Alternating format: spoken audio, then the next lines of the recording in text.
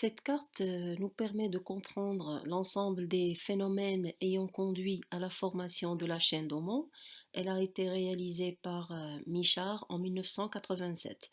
Pour l'exploiter, nous allons réaliser des coupes AB à moins 100 millions d'années à droite, A'B' à moins 85 millions d'années au milieu et A seconde B seconde à moins 5 millions d'années.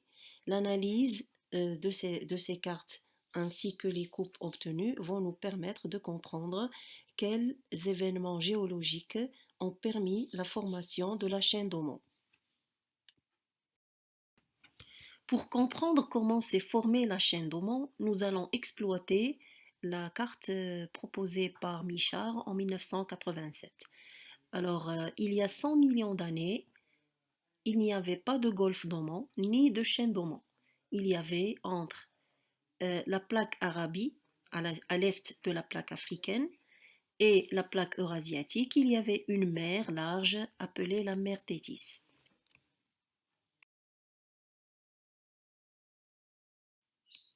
La coupe AB passe par deux croûtes continentales, l'Arabie au sud-ouest, l'Eurasie au nord-est. Celles-ci ont été représentées avec un figuré petit plus dans une surface claire qui représente les roches de composition granitique avec une grande épaisseur. Sous les deux croûtes continentales est représentée la partie supérieure du manteau supérieur avec des stries verticales. Entre les deux lithosphères continentales a été représentée la mer téticienne qui était, il y a 100 millions d'années, large, c'est-à-dire que la mer téticienne était encore présente et présentait une surface considérable. Donc c'est une situation de référence à laquelle nous allons comparer les coupes suivantes réalisées dans les cartes moins 85 millions d'années respectivement et moins 5 millions d'années.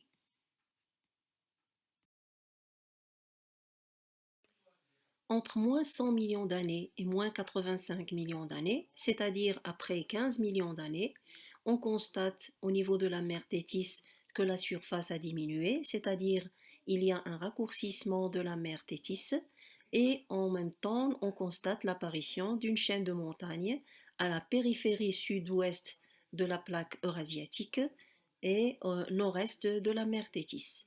On va déduire le phénomène responsable du raccourcissement de la mer Tétis et de l'apparition de la chaîne de montagnes. Il s'agit d'un phénomène de subduction où la lithosphère océanique de la mer Tétis a subi une subduction vers le nord-est sous la lithosphère continentale de l'Eurasie.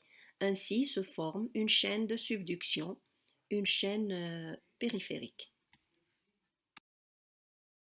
La coupe A'B' passant par la même région, mais après 15 millions d'années, montre un raccourcissement de la mer Téticienne avec l'apparition d'une chaîne de montagnes au nord-est au niveau de la plaque Eurasie.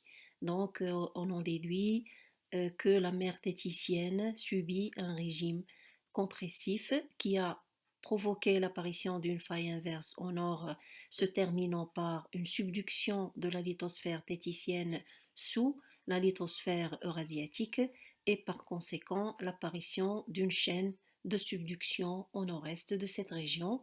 Alors au niveau de cette chaîne de subduction, il y a tous les marqueurs de la subduction qu'on avait étudiés. Il y a aussi le raccourcissement et l'épaississement qui engendrent les reliefs, avec bien sûr l'activité magmatique connue dans les zones de subduction. On va comparer cette carte à moins 5 millions d'années à celle de moins 80 millions d'années, c'est-à-dire après 80 millions d'années. On va constater d'abord la chaîne de subduction au nord existe encore au niveau du point B seconde, à la frontière sud-ouest de la plaque eurasiatique. D'autre part, on constate un raccourcissement de la mer téticienne qui devient d'ailleurs un golfe. Un golfe, je rappelle que c'est une étendue d'eau salée entourée de trois continents. Alors d'ailleurs ici, vous avez une seule embouchure à la mer au sud-est existe et donc il s'agit d'un golfe. C'est le golfe d'Oman. D'autre part, nous avons l'apparition d'une chaîne de montagnes ici représentée en jaune vers la partie sud-ouest de la mer Téticienne, c'est-à-dire dans la partie nord-est de la péninsule d'Arabie. À l'endroit où est apparue cette chaîne de montagnes, on va constater qu'une portion de la péninsule d'Arabie a disparu. D'ailleurs, si vous comparez cette carte à la précédente, vous allez vous apercevoir qu'une tranche de la partie Arabie a disparu entre moins 80, entre moins 85 millions d'années et moins 5 millions d'années.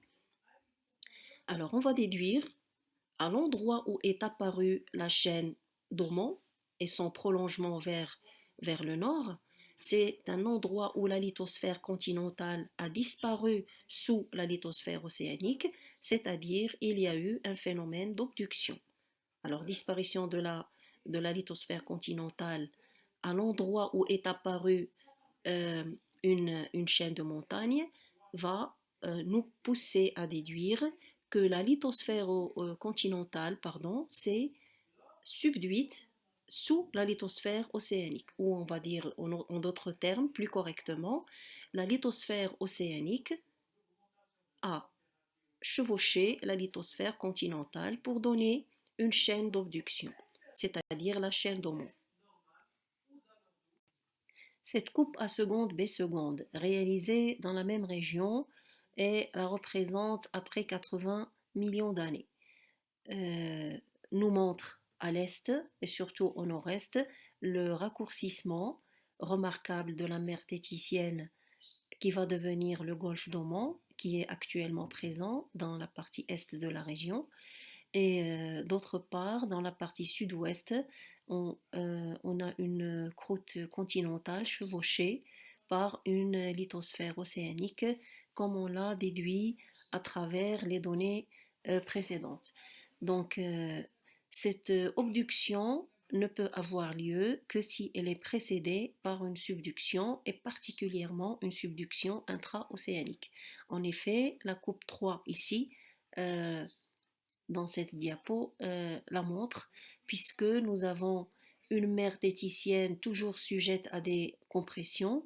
Donc ces contraintes compressives vont engendrer une faille inverse dans le plancher de la tétisse. Et après cette faille inverse, la lithosphère de la tétisse liée à l'Arabie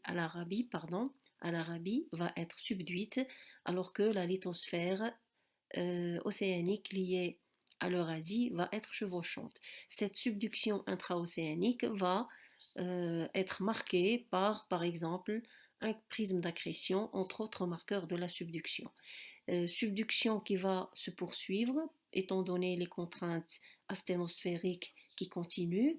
Elle va donner un arc insulaire qui va progresser vers le sud-ouest pour atteindre l'Arabie. Donc c'est le blocage de la subduction. Après ce blocage de la subduction, l'Arabie va suivre le mouvement de la lithosphère à laquelle elle est liée.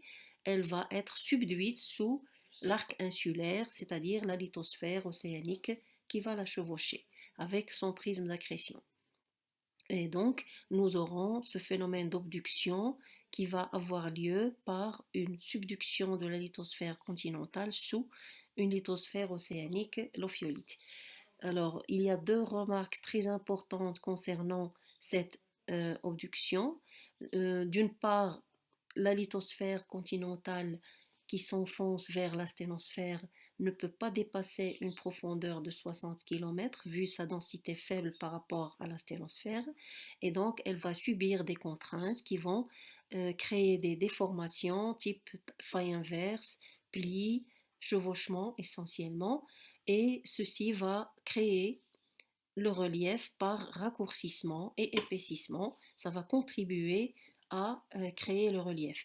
D'autre part, nous avons une lithosphère océanique chevauchante et surtout les parties les plus élevées de cette ophiolite vont subir l'érosion. C'est ce qui va donner l'aspect actuel, c'est-à-dire des fenêtres au niveau de de cette grande nappe de charriage et aussi les restes de la nappe qui n'ont pas subi l'érosion, c'est-à-dire les clips. Nous allons résumer l'histoire géologique de la formation de la chaîne d'Oman comme suit. Il y a 100 millions d'années, la plaque d'Arabie et la plaque eurasiatique étaient séparées par un océan, la mer Téticienne. Après 15 millions d'années, des contraintes compressives ont engendré une subduction de la lithosphère océanique de la Thétis sous la lithosphère continentale d'Eurasie. Un phénomène de subduction prend place et une chaîne de subduction se forme, entraînant un raccourcissement de la mer Thétis. Les contraintes de compression se poursuivent dans cette région et vont causer une subduction intra-océanique et par conséquent, une partie de la lithosphère océanique téticienne émerge sous forme d'arc volcanique, c'est-à-dire arc insulaire, avec prisme d'accrétion, entre autres marqueurs de la subduction.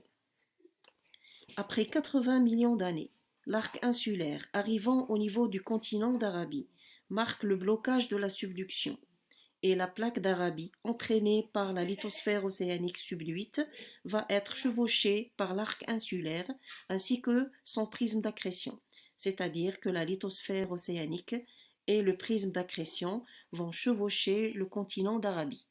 C'est le phénomène d'obduction. Alors qu'au nord, le phénomène de subduction, se poursuit.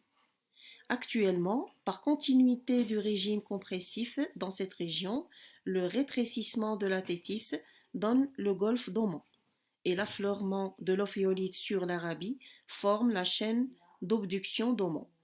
Et par ailleurs, au nord, la chaîne de Makran en Iran s'élève de plus en plus au niveau de l'Iran sous forme d'une chaîne de subduction avec ses volcans explosifs.